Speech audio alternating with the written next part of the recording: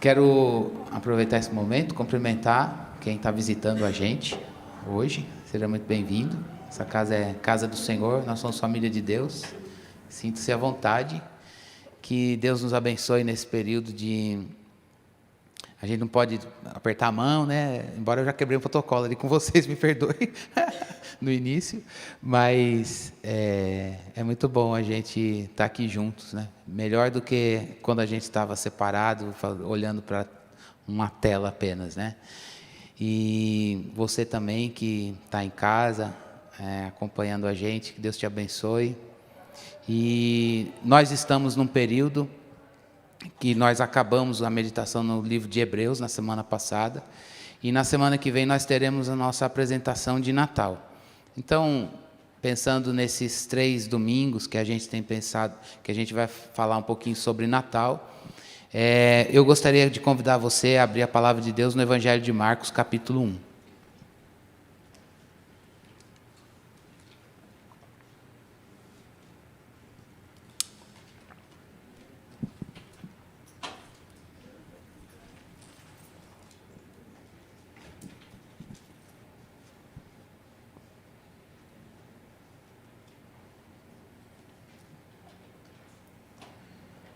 Evangelho de Marcos, capítulo 1, eu vou pedir para você deixar o seu texto aberto. A gente vai meditar em vários versículos deste capítulo, mas não vamos ler todo agora. Então diz assim, do versículo 1 em diante até o versículo 8. Princípio do Evangelho de Jesus Cristo, Filho de Deus, como está escrito na profecia de Isaías: Eis que envio o meu mensageiro adiante de você, o qual preparará o seu caminho. Voz do que clama no deserto, preparem o caminho do Senhor, endireitem as suas veredas. E foi assim que João Batista apareceu no deserto, pregando o batismo de arrependimento para a remissão de pecados. E toda a região da Judéia e todos os moradores de Jerusalém iam até ele. E confessando os seus pecados, eram batizados por ele no rio Jordão. A roupa de João era feita de pelos de camelo. Ele usava um cinto de couro e se alimentava de gafanhotos e mel silvestre. E João pregava dizendo: Depois de mim vem aquele que é mais poderoso do que eu, do qual não sou digno de, curvando-me, desamarrar as correias das suas sandálias. Eu batizei vocês com água, ele, porém, os batizará com o Espírito Santo. Vamos orar? Senhor, nós cantamos orando, Senhor Deus, dizendo ao Senhor que dentro de nós precisamos de transformação. Dentro de nós precisamos, ó Deus, aprender mais do nosso Mestre Jesus. Precisamos aprender a obedecer. Por favor, sempre pediremos isso ao Senhor. Estamos aqui com a Tua palavra, ela está diante de nós, e nós estamos diante do Senhor. Por favor, ó Deus, nós pedimos que o Senhor fale ao nosso coração. Tua palavra é viva e eficaz. Ó Deus, nós pedimos que o Senhor nos dê ouvidos para ouvir o Senhor. Que haja, Senhor Deus, a experiência, Senhor Deus, de nós conhecermos o Deus da palavra, pela meditação da palavra. Senhor, nós pedimos que nesta meditação, Senhor, transforme a nossa vida, Senhor. Que o Senhor encontre, Senhor Deus, os nossos corações. Que o Senhor, ó Deus, venha, Senhor Deus, a nós, como o Senhor fez na salvação. Pedimos ao Senhor, venha a nós, ó Deus. Segura nas nossas mãos e nos leva ao pastoreio, ao alimento que, ó Deus, nutre a nossa vida espiritual. É a nossa oração em nome de Jesus. Amém. O Evangelho de Jesus Cristo, irmãos, a palavra Evangelho significa boa nova.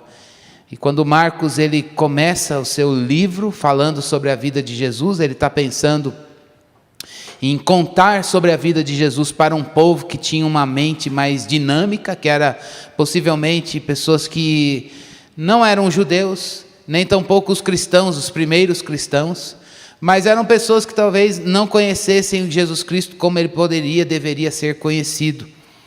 E é por isso que ele já começa o seu evangelho, ele é mais curto, ele é mais objetivo, e ele já começa dizendo: olha, eu tenho aquilo que a gente leu na abertura deste culto, que os anjos foram falar para aqueles pastores no campo. Eu chego aqui para dizer para vocês uma boa nova que vai trazer grande alegria. Ele já começa dizendo: o Evangelho de Jesus Cristo, o Filho de Deus. Essa boa notícia é o próprio Filho de Deus, é uma boa nova, para mostrar que, qual é essa boa notícia? Bom, Deus mandou alguém, um novo agente dele na história da humanidade, e esse novo agente dele na história da humanidade é Jesus Cristo, o seu Filho. Antigamente, antes dele, quem nós tínhamos como agentes de Deus? Os profetas, os homens lá do Antigo Testamento, mas eles precisavam do Cristo que anunciavam, ou que apontavam. Lá no Antigo Testamento nós temos uma série de profecias, Deus levantando homens que anunciaram aquele que haveria de vir, mas eles eram necessitados desse Cristo que anunciavam. A gente tem a beleza de Davi, o maior rei de Israel. Governou, mas era um homem falível como eu e você, e ele precisava do Cristo que ele tipificava como rei. Mas agora não, agora chegou um momento em que nunca houve uma boa nova de grande alegria, porque finalmente nasceu aquele que foi enviado pelo Senhor. E essa é uma boa notícia, que não apenas marcou a cronologia da história da humanidade, mas também chegou a você e a mim. Ela chegou na nossa vida, e o Evangelho de Marcos, ele está mostrando que Jesus Cristo, como Filho de Deus, ele assume aquele papel que ninguém pôde assumir na história da humanidade, que é o papel de ser Messias, Messias do coração. Jesus Cristo, Filho de Deus, ele não veio aqui Deus não enviou para cumprir as profecias apenas, ele cumpriu, lógico, mas ele, como nosso Messias, ele veio para estabelecer o reino de Deus e nos dar a liberdade de podermos orar o que está no Pai Nosso: venha a nós o teu reino aqui. Então o Evangelho de Marcos, como todos os outros, está dizendo que há uma boa notícia. Essa boa notícia é um novo agente enviado por Deus, Jesus Cristo, Filho de Deus, o nosso Messias, que na expectativa de um judeu do Novo Testamento, eles queriam que esse Messias pudesse derrotar o governo romano, mas ele não estava ali para isso, ele estava ali, ele veio para ser o Messias no nosso coração e nos dá a liberdade de orarmos: venha a nós o teu reino, seja feita a tua vontade aqui na terra como ela é feita aí no céu. E aí isso tem desdobramentos para nós. Nós estamos aqui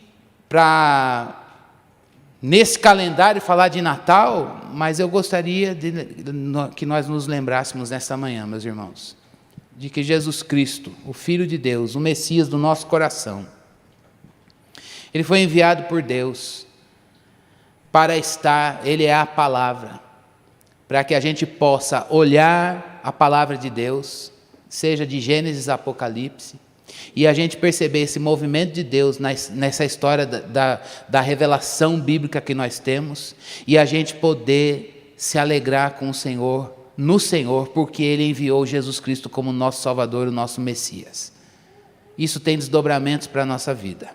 Às vezes, irmãos, quando a gente vai ler a palavra de Deus, na nossa devocional semanal, quando a gente vai ler a palavra de Deus no culto público, como a gente está fazendo agora, num estudo bíblico, seja numa escola bíblica ou num pequeno grupo, no seu estudo sozinho, nem sempre a gente consegue olhar a palavra, entender a palavra e se relacionar com o Deus da palavra. A gente tem compreensão, a palavra penetra a nossa mente, mas nem sempre a gente tem a experiência dela cair ao nosso coração. E é preciso que a gente se lembre hoje: é Natal, uma boa notícia nos foi dada por Deus. Essa boa notícia é o seu Filho, ele veio, o Filho de Deus, o Messias, para estabelecer o reino de Deus dentro de nós. E na linguagem de João, no capítulo 1, Jesus é a palavra, e a gente precisa encontrar Jesus Cristo na palavra, para perceber que a palavra de Deus, ela quer formar Jesus em nós.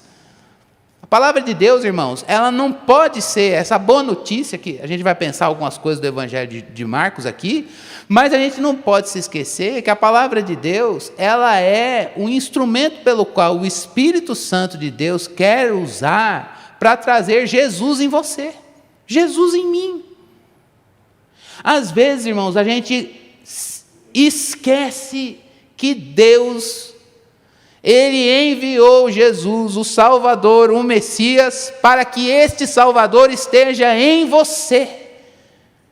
E isso é objetivo, não é uma coisa da experiência subjetiva, uma coisa que a gente teve, não sabe definir. É um conhecimento objetivo. Como é que Deus vai colocar o Filho dele na sua vida? Pela palavra.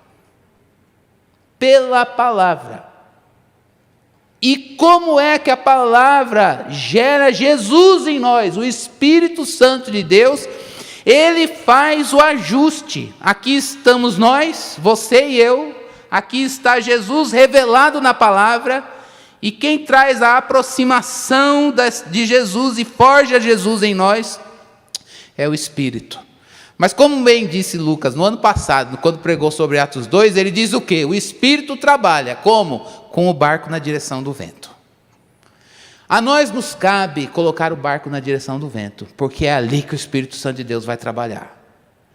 Por que eu estou dizendo isso, irmãos? Porque é Natal. Jesus nasceu, Ele é o Messias, e a gente precisa se lembrar que o Evangelho não quer que a gente tenha uma boa confissão e um bom conhecimento somente. Isso é caminho para que o Filho de Deus esteja em você e em mim. Hoje é Natal, e Deus está trabalhando para que o Filho de Deus esteja em você.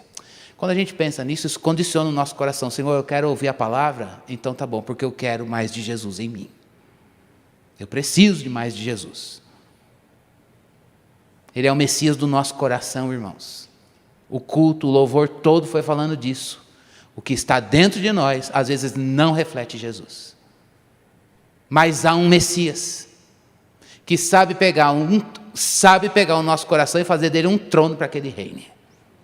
E qual é o caminho para isso, irmãos? O conhecimento da palavra, com a direção do Espírito no conhecimento da palavra. A gente precisa pedir isso ao Senhor. Essa é a boa nova.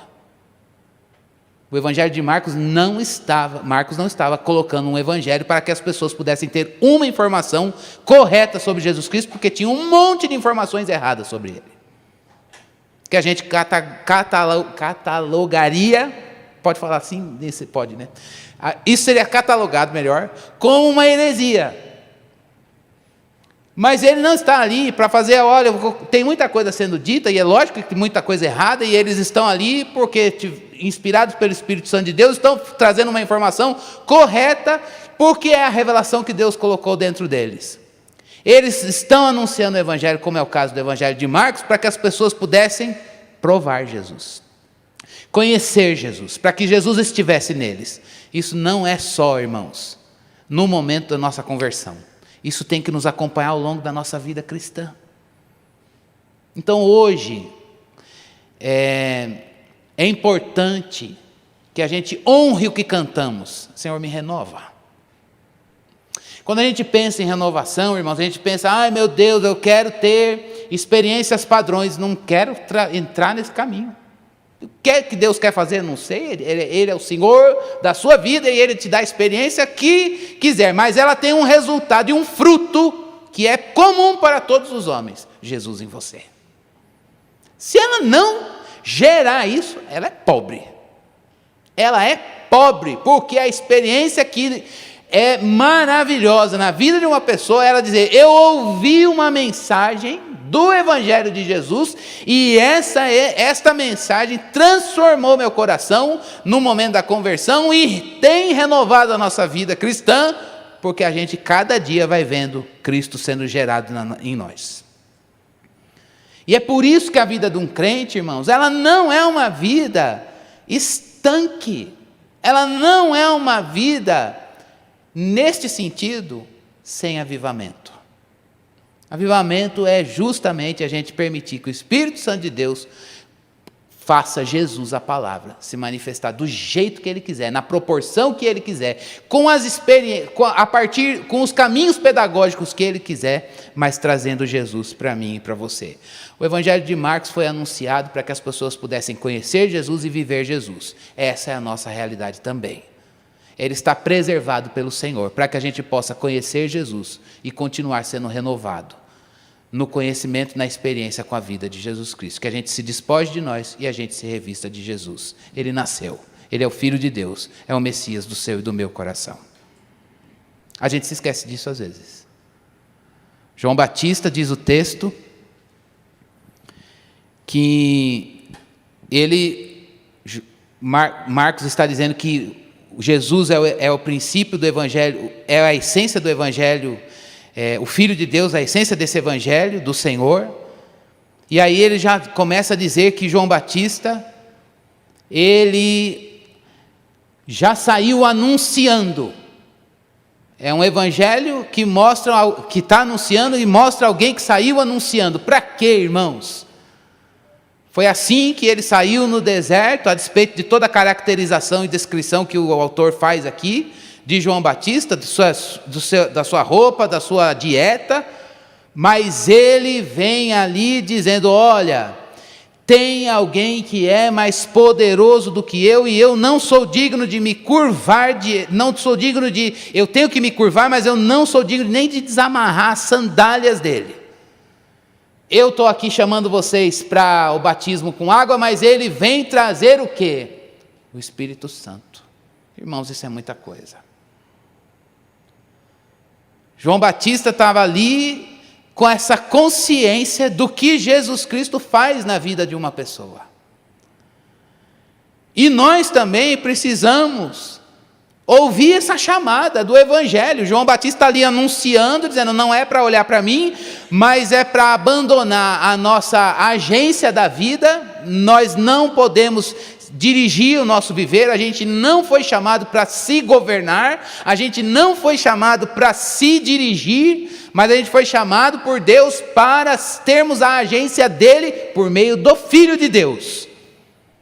Então, a pergunta é: ele saiu anunciando, e eu gostaria de perguntar se nós estamos ouvindo, para que a gente veja e ouça essa chamada, como João Batista saiu fazendo no texto. A gente precisa ver Jesus o Rei na palavra, e a gente precisa ouvir a sua voz aqui dentro, no coração. Ver Jesus na palavra e ouvir a sua voz no coração. Que nesta manhã, eu e você, a gente veja Jesus como Marcos vai apresentar aqui no capítulo 1. Lembrando-se disso, eu quero ver o Messias no meu coração. Eu quero ser renovado, para que eu veja o Messias no meu coração. O Senhor quer nos renovar. O que vai ser essa experiência de renovação? Vai ser agora? Não sei o que ele vai fazer. Vai fazer alguma coisa? Acho que não sei. Mas a palavra está dizendo, irmãos, que a gente precisa ouvir a chamada do Evangelho de Cristo Jesus, para que a gente veja esse Rei maravilhoso, o Filho de Deus, e que nessa manhã, aquilo que no nosso interior, conforme a agenda que Ele desejar, aquilo que precisar de ajuste, Ele assim o faça no poder dEle. A palavra está aqui, Jesus está nela, mas a palavra e Jesus precisam estar em nós. É esse o desejo de Deus. Vamos ver Jesus na palavra? Então volto para o capítulo 1. Do versículo 9 até o versículo 13.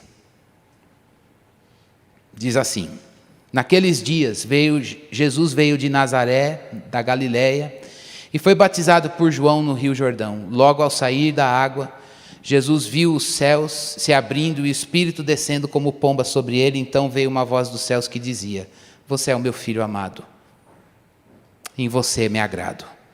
E logo o Espírito o conduziu ao deserto, onde ficou durante 40 dias sendo tentado por Satanás. Estava com as feras, e os anjos o serviram. O que a gente precisa ver desse Messias, Jesus, o Filho de Deus? Marcos está dizendo para a gente que ele é Rei, Messias, e uma pessoa na antiguidade, para assumir esse posto, precisava passar por experiências de teste. Precisava passar por provas que o confirmassem para aquela tarefa, para aquele cargo. Então Marcos está dizendo: olha, ele é um rei, mas ele vai passar por testes. E o primeiro teste aqui é que ele passou pelo batismo, a experiência do batismo. Aí a gente pergunta: Mas por que Jesus Cristo foi batizado se ele não tinha necessidade de lavar seus próprios pecados, porque ele é impecável, santo, não tem natureza pecaminosa? A beleza que a gente vê aqui nesse primeiro teste desse rei Messias é que ele passou pelo batismo e mostrou uma pronta aceitação dessa tarefa de nos representar. Olha, eu vou ser Messias do coração de pecadores, eu mesmo não sou. Não está isso no texto, né? Jesus falando assim. Mas ele aceitou a tarefa, irmãos, de nos representar. Agora, o que é um santo representando pecadores diante de um Deus santo? A primeira coisa que a gente vê deste rei maravilhoso, Messias do nosso coração, que nasceu e vive, é que ele aceitou prontamente essa beleza de aceitação, de representar, sendo santo e perfeito, representar pecadores diante desse Deus santo, diante desse Deus maravilhoso. E receber, só que tem um problema, se ele representa pecadores, ele tem que receber o julgamento desses pecadores, nele mesmo. Ele tem que receber o juízo de Deus Santo, que era para nós, ele recebe nele mesmo. Por quê? Porque ele é nosso representante. Irmãos, que beleza essa cena, eu vou ler de novo para você. Jesus veio de Nazaré da Galileia e foi batizado por João no Rio Jordão. E aí logo em seguida vem uma voz do céu dizendo o quê? É o Filho que me dá prazer. Eu o enviei para representar, para ele assumir o pecado de muitos sobre ele, e ele aceitou. O batismo está expressando isso. Era para eu estar lá diante de Deus, e você a gente nem tem como pagar, mas o nosso representante já começa o seu ministério público dizendo, eu aceito, eu vou aqui representar pecadores diante de um Deus santo. E ele sabe que no pacote dessa representação, ele vai receber o juízo que era para nós.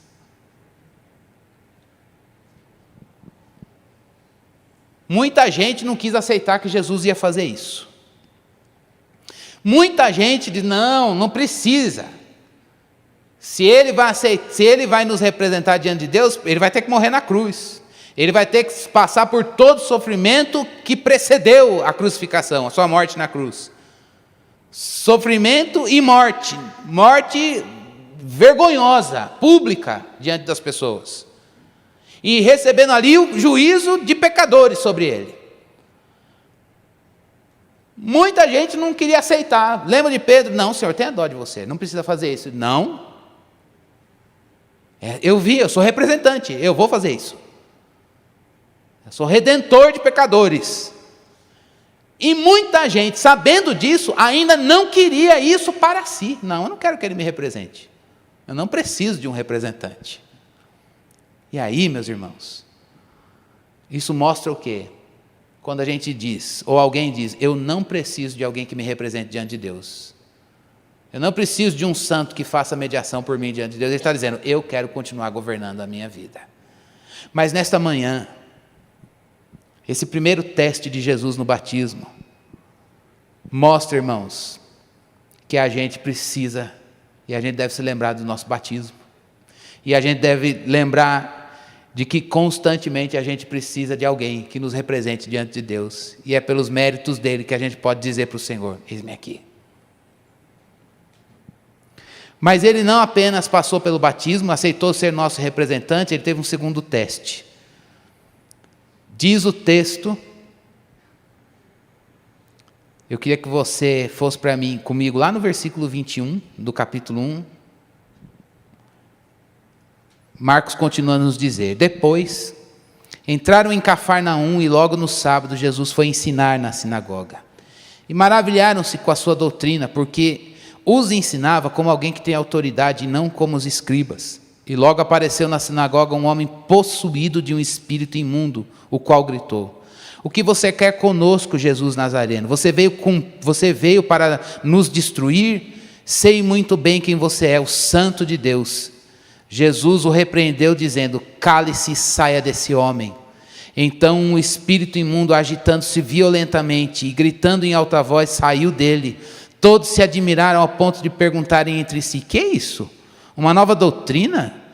Com autoridade ele ordena aos espíritos imundos e eles lhe obedecem. E a fama de Jesus se espalhou depressa em todas as direções por toda a região da Galileia. Ele enfrentou, e junto com o texto que a gente leu, nos versículos 12 e 13, mostra que ele enfrentou um segundo teste, a afronta do diabo.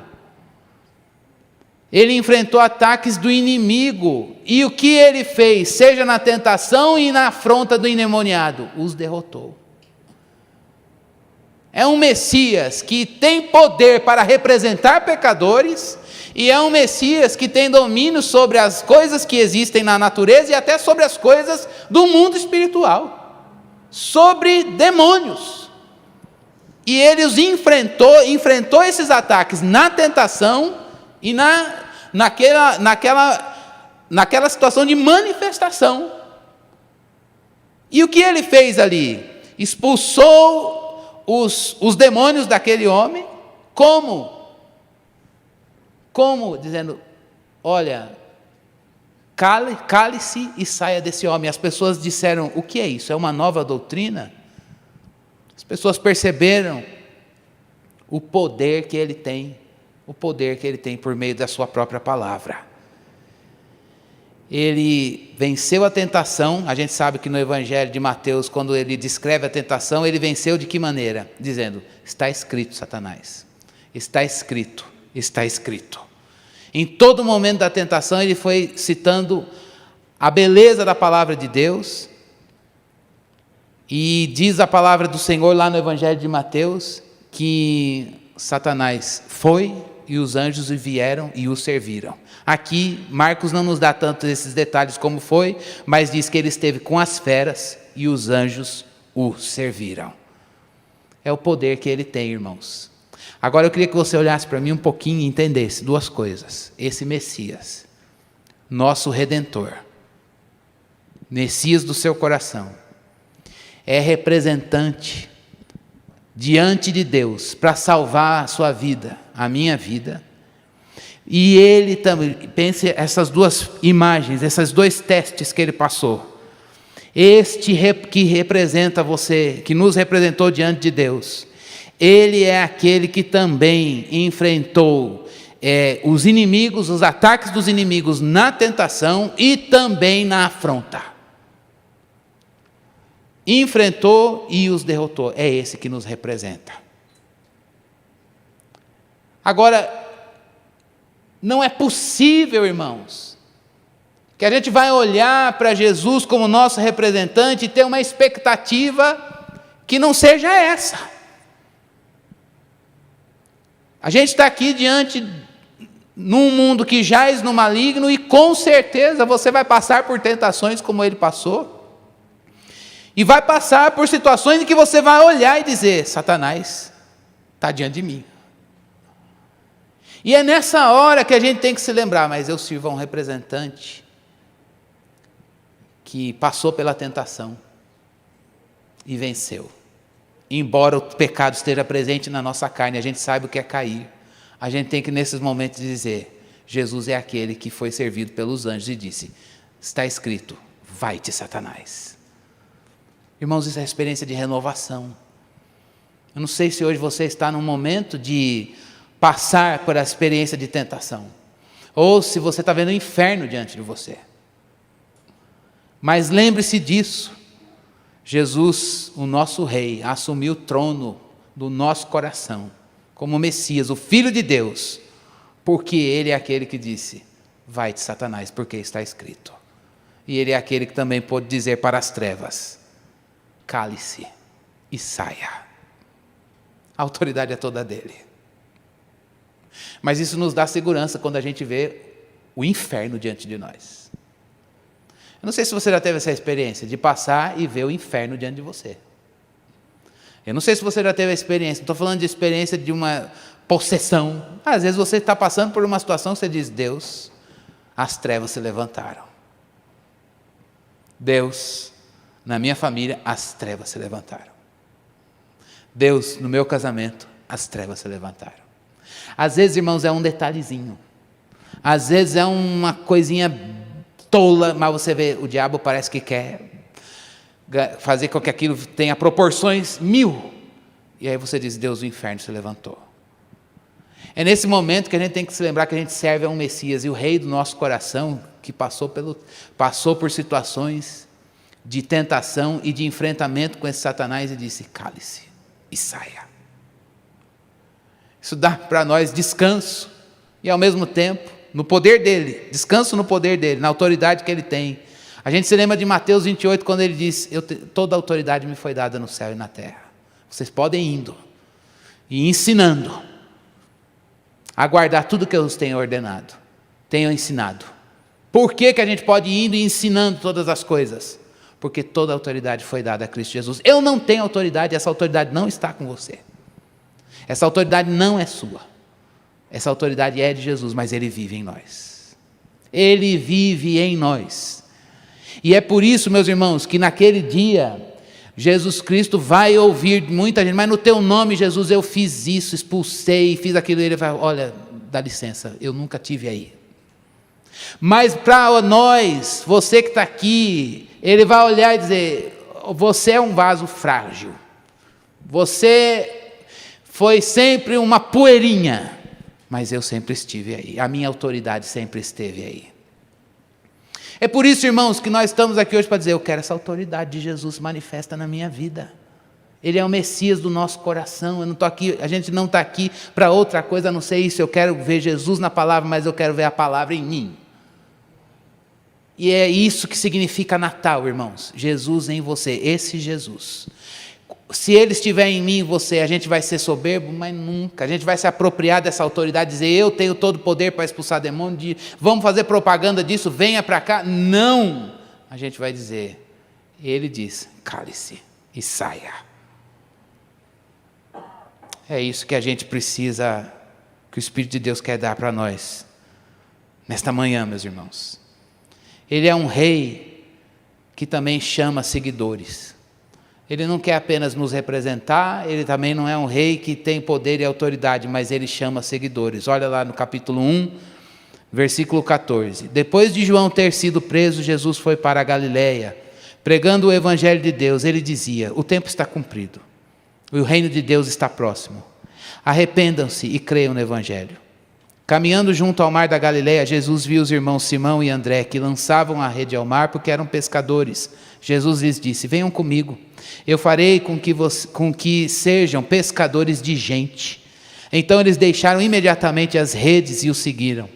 Pouco mais adiante, Jesus viu Tiago, filho de Zebedeu, e João, seu irmão, que estavam no barco consertando as redes, e logo os chamou. E eles seguiram Jesus, deixando seu pai Zebedeu no barco com os empregados. Que coisa maravilhosa! Jesus, esse rei maravilhoso, chamou os seguidores para ter a vida, o reino na vida, por meio de quem? Por meio de Jesus. Como é que o reino de Deus pode estar em mim? Por meio de Jesus.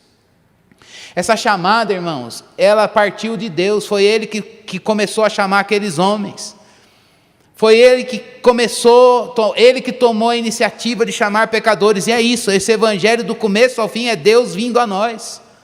Foi Deus que foi a você, foi Deus que revelou a palavra a você, alguém usou alguém, você leu o texto direto, não sei como é que Deus foi num processo, foi num evento, foi num, sei lá, cada um sabe e se lembra disso, mas Deus sempre vem a nós, e na vida cristã também, Deus sempre vem a nós, e Ele vem a nós também para dizer, eu quero chamar pessoas para me seguir.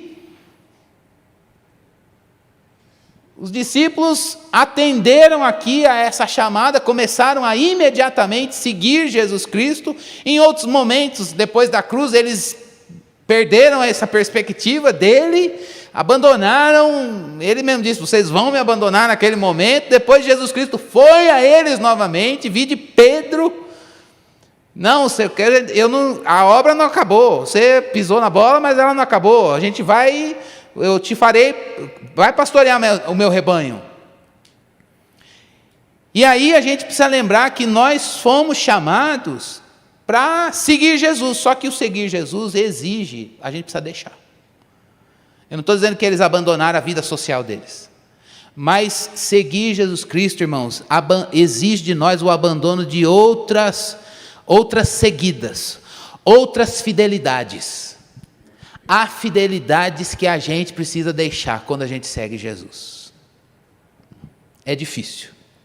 Há fidelidades que a gente precisa, não casam com Jesus Cristo. Há fidelidades que a gente precisa abandonar porque elas nos tiram de segui-lo. E aí a gente precisa jogar honestamente no nosso coração e dizer: bom, isso daqui, para eu ser um seguidor de Jesus, eu preciso abandonar essa fidelidade a isso, aquilo e aquilo outro. Mas por que a gente deixa? Porque Jesus nos ganhou para Ele. Porque Jesus nos ganhou para Ele. E agora a gente ganhou Jesus como o nosso bem maior. O reino de Deus, irmãos, quando ele chega a nós, ele detona outros reinados que poderiam existir no nosso coração. Quando o Evangelho chega na nossa vida, a gente percebe que o Evangelho tira outros tronos que possam existir dentro de nós. E é por isso que a gente vai. Agora, a coisa mais bonita, irmãos, é que Jesus Cristo, diz o Evangelho de Marcos aqui, que ele começou a atrair as pessoas. Não é uma atração da fama. Embora ele use a palavra que Jesus começou a ganhar notícia, a virar notícia. A atração que Jesus Cristo faz é uma atração de gente, para que a gente queira ser como Ele. A gente não está atrás só de uma informação e uma notícia como outra qualquer. Seguir Jesus Cristo é dizer: eu quero seguir a sua vida, eu não quero mais seguir a minha. A gente é atraído por uma pessoa para querer ser como essa pessoa. É porque a gente percebe que Jesus Cristo passa a ser tudo para nós. Então esse é um grande sinal da chegada do reino de Deus, de que Jesus nasceu. A gente é atraído para ser como Ele. E é com base nisso que eu gostaria de orar com você nesta manhã. Jesus nasceu, essa é uma boa nova de grande alegria, mas Ele não pode só ser usado para nós como uma mera tradição. A gente orou cantando, dizendo: Senhor, me renova. Jesus foi testado pelo Senhor, porque foi o Espírito Santo que o levou para o deserto para ser tentado pelo diabo, para ser o Messias do nosso coração. Às vezes, ao longo da caminhada na vida cristã, a gente se acostuma, eu uso essa expressão que ela não é minha, mas eu quero citar aqui: a gente se acostuma com as coisas de Deus. E as coisas de Deus, elas perdem um brilho. A gente se acostuma com o sagrado. Mas hoje é Natal. E hoje a gente precisa tirar esse costume. É lógico que é algo que faz parte da nossa rotina, mas a gente precisa pedir ao Senhor: eu preciso ser renovado naquilo que é eterno. Hoje há, com certeza, um pouquinho mais para a gente se despojar da gente e se revestir de Cristo. Hoje há um pouquinho mais para a gente dizer: Senhor, Jesus nasceu e vive em mim. E eu quero, Senhor, ver esse reinado messiânico. Jesus, o Filho de Deus, essa boa nova na minha vida. Irmãos, eu tenho um pavor no meu coração, antes da gente orar, de uma uma previsão de um sociólogo que foi feita há muitos anos atrás no Brasil, e ele disse: olha, se a igreja evangélica continuar do jeito que está, vai chegar um tempo. A gente costuma, eu quero usar isso esse nome com muito respeito, tá? A gente costuma usar o termo de algumas tradições do cristianismo, por exemplo, o catolicismo romano, em que a tradição ela caiu num lugar comum e ela não gera mais vigor, ela não traz mais brilho nos olhos, ao ponto da gente vulgarmente colocar numa linguagem mais do dia a dia, a gente costuma dizer: fulano pode ser um cristão católico não praticante. Entende isso? Você se denomina assim, mas você não tem uma vivência com aquilo que você se denomina ou escolheu para a sua confissão. E esse sociólogo disse: os evangélicos estão indo para o mesmo caminho. Eles estão pensando bem. Está muito claro que eles entendem, mas aquilo que eles entendem não traz mais brilho nos olhos. Vai chegar um tempo em que nós vamos ter também. Eu estou usando evangélico porque foi o termo sociológico que ele usou. Nem sei se isso nos define. Mas, independentemente disso, eu queria que a gente olhasse para dentro hoje e dissesse: Senhor, o Natal é uma tradição na cultura, mas não precisa ser uma tradição vazia para nós. O Evangelho é vivo, a palavra de Deus é viva, Jesus vive em você e em mim. E aí a gente precisa pensar hoje: será que... Eu não quero que essa estatística chegue em mim, irmãos. Eu não quero que essa estatística chegue nos nossos filhos. Eu não quero que essa estatística diga a respeito à fonte. Eu tenho o poder de garantir alguma coisa? Nenhum. Mas a gente precisa olhar para dentro hoje. Jesus nasceu e isso não pode ser uma mera tradição. É o Evangelho vivo. Como é que ele é vivo, irmãos? Ele é vivo quando ele rege a nossa vida. Ele é vivo quando a gente coloca ele para dirigir as nossas escolhas. Quando a gente permite que o Evangelho elimine fidelidades que nós assumimos. Quando o Evangelho diz: é assim, Jesus enfrentou demônios e passou pela tentação, pois eu tenho passado pela tentação e não tenho vigiado, tenho caído. Eu tenho enfrentado o inferno, mas não tenho me lembrado do que Paulo disse: olha, as armas da nossa milícia, elas são poderosas em Deus. A nossa luta não é contra carne e sangue, mas contra principados e potestades. É nessas horas que a gente faz o Evangelho ser vivo. Você fica firme no Senhor, na força do seu poder, para resistir no dia mal, porque o dia mal vem. E o dia mal às vezes é o inferno diante de você. E o dia mal às vezes é o diabo dizendo: se você sendo filho de Deus, então, pegando a palavra fora do contexto, a parte de Jesus, e tentando seduzir a gente para seguir um caminho que não é o da cruz. Irmãos, a gente precisa dizer: Senhor, eu não quero que os meus filhos, eu não quero que os futuros adolescentes dessa igreja, eu não quero que o nosso culto, eu não quero que a nossa celebração na semana que vem de Natal seja uma tradição pela tradição. Eu não quero ser crente por ser crente. A gente precisa permitir que o Espírito de Deus nos renove, renovando a nossa vida no Evangelho de Jesus. Irmãos, a gente não precisa de um novo movimento, a gente não precisa de uma moda nova, a gente não precisa de uma sofisticação, seja ela visual. Se tiver melhor recurso que a gente tem, a gente não vai ser negligente com isso, e a gente agradece a Deus porque é o melhor para fazer para Ele, mas o que a gente sabe é que o Evangelho de Cristo Jesus é suficiente para que a gente possa seguir Jesus. Então, em outras palavras, pare de seguir você mesmo, que eu pare de me seguir. Pare de seguir outras pessoas, siga Jesus. Vamos parar de seguir outras coisas e eliminar fidelidades do nosso coração. E que a gente diga que esse rei, Messias, ele governa. É o Levi que está aqui, então Levi deve lembrar. Vamos cantar orando: Jesus, te entronizamos, declaramos que és rei, tu estás no meio de nós, a ti fazemos um trono de louvores. Ó, vem Jesus e toma o teu lugar. O rei pode me ajudar a cantar? Alguém? É a irmã mesmo.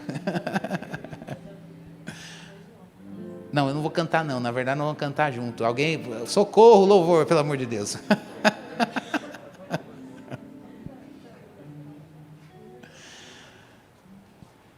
Vamos cantar numa atitude de oração, irmãos. Ó, vem Jesus e toma o teu lugar. E enquanto a gente canta, o poder não está na música. Se a gente escolher o tom errado, não tem problema, irmãos. Se ficar alto ou baixo, não tem problema. Eu queria que a gente fechasse os nossos olhos, ou se você não quiser fechar, não tem problema, mas a gente cantasse isso com a maior sinceridade do nosso coração para Jesus. E gratidão diante dele.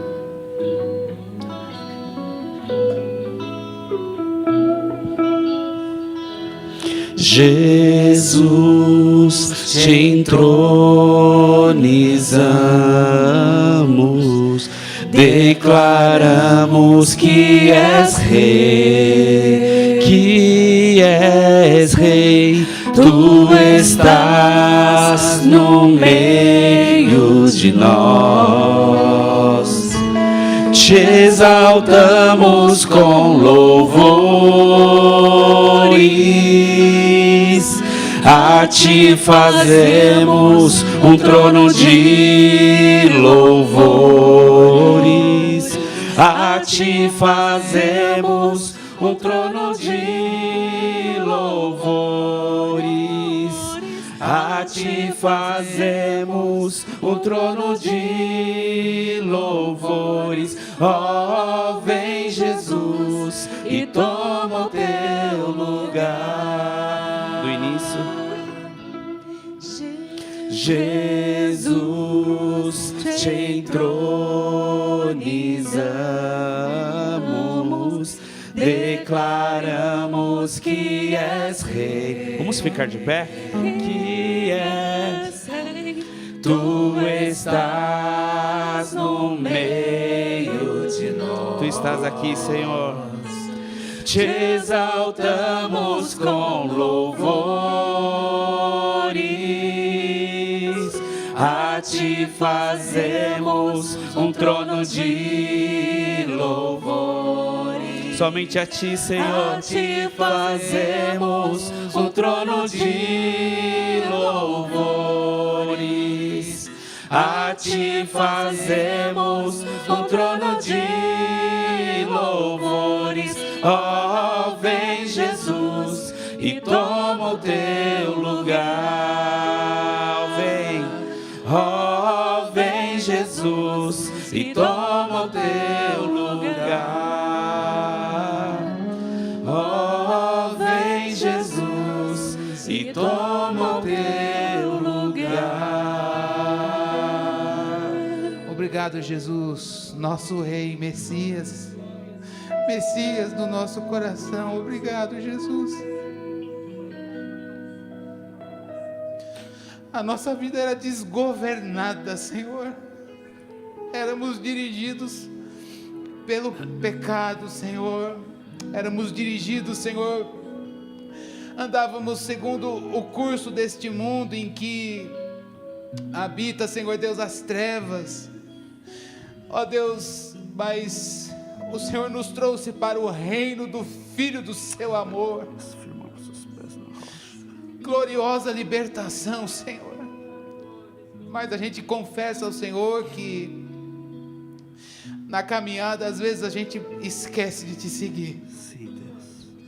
E é por isso que clamamos ao Messias que não põe um cabresto em nós, mas